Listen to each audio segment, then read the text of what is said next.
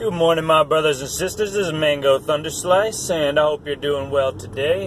Today I'm going to be talking about the sun, the earth, man, machine, North America, and the Korean Peninsula. So it's been quite a wild week, hasn't it? Lots of things have happened. There's after the eclipse, it seems like the whole world has been basically bursting into flame, or flooded by hurricane, or wiped off the map in the case of Barbuda and various other islands in the Caribbean. And at the same time, the Pacific Northwest is basically burning like crazy. Massive fires all over the Pacific Northwest and in LA. The hills of Los Angeles are burning. And so it's pretty intense. There's just a lot of things going on. Close this window so you can hear me a little better. And I think it's just, I've had to just kind of reflect on it the last week, and, everything, of course, as many say, is connected in this universe, right? So these are not disparate, unconnected events. They are all part of a coherent flow, right? The Earth is taking in tremendous amounts of energy right now. We've been in, some level of a geomagnetic storm for the last 5 or 6 weeks, and a geomagnetic storm is basically when there's energy pulsing into Earth's electromagnetic system from the sun. So it's not all just one, even flow from the sun, as, the anthropogenic global warming crowd would have you believe. It's actually a very punctuated burst process, and there's lots of, peaks and valleys. And what's really interesting, what we are witnessing right now, ladies and gentlemen, and trans people of planet Earth, is the first real test of Earth's weakened magnetic shield in an event of a geomagnetic storm, right? So to translate that into simple speak, Earth's shields are down, Captain, and we just took a direct hit, right? Even before I got in the car this morning, I got another alert of another solar flare happening. The sun has been asleep for the last several years, not a peep out of any of the sunspots, right? And the thing is to recognize that what is a sunspot? A sunspot is a vortex of energy on the sun, right? It is basically a storm on the sun. And what is a hurricane on Earth, for example, or a typhoon, or any of the different names for storms that people have given?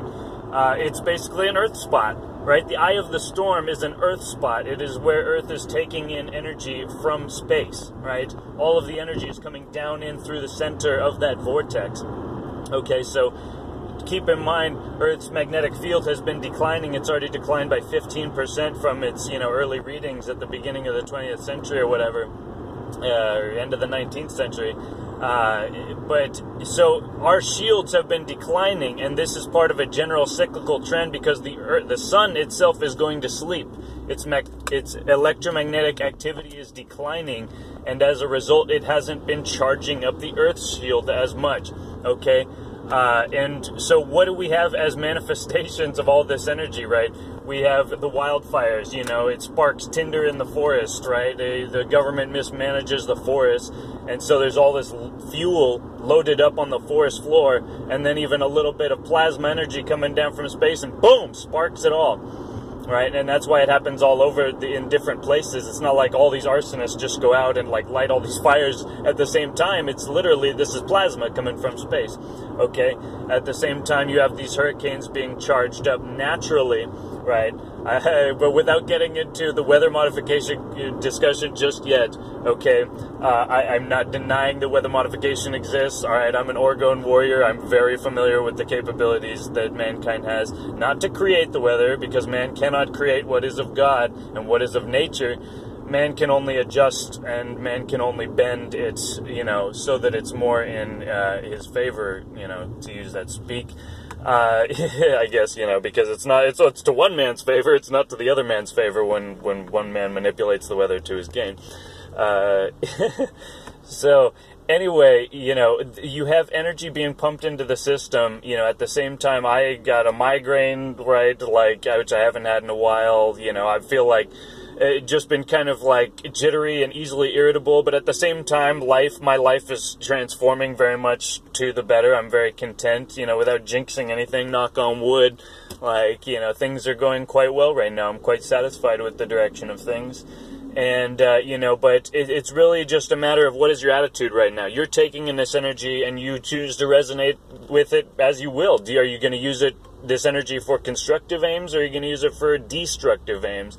It's your choice, it's your call, always, just as it is for me in my universe. I am God of my universe, right? So use this energy wisely, my brethren, because the storm is not over. Far from it, winter is just begun, right? And this is going to get even more crazy, whether or not HARP is activated, okay? You got to understand the larger trend in play. If you're only focusing on what man is doing, you're very liable to miss what God and nature are doing. And that is far more powerful than anything man has power over. I believe man has control over far more technology than he is letting on at the time.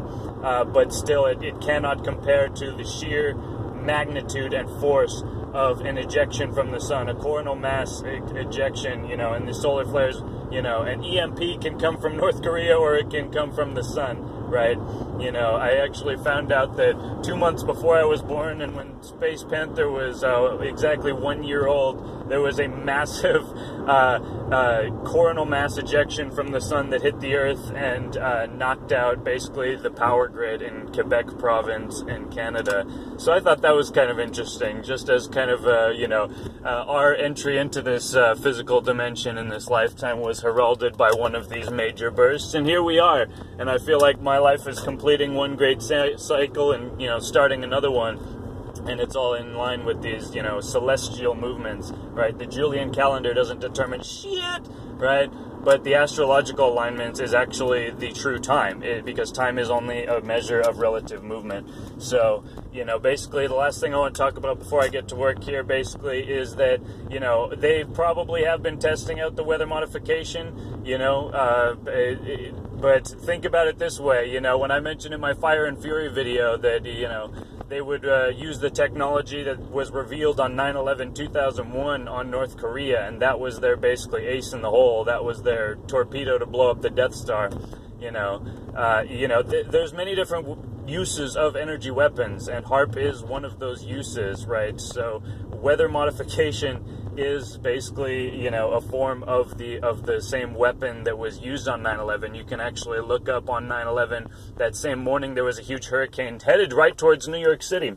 It was actually, its name was Aaron, Hurricane Aaron, and basically it on that morning, rather than hitting New York City, it forked a hard right. It went a 90-degree angle. It did something that nothing in nature does, and it's because an artificial high-pressure system was induced over the city, and that was because the towers were dematerialized, right, using energy weapons, and that's why they turned to powder. They didn't just collapse, okay? They evaporated, and what was left was not a pile of metal and rock. It was a pile of dust and molten iron, okay?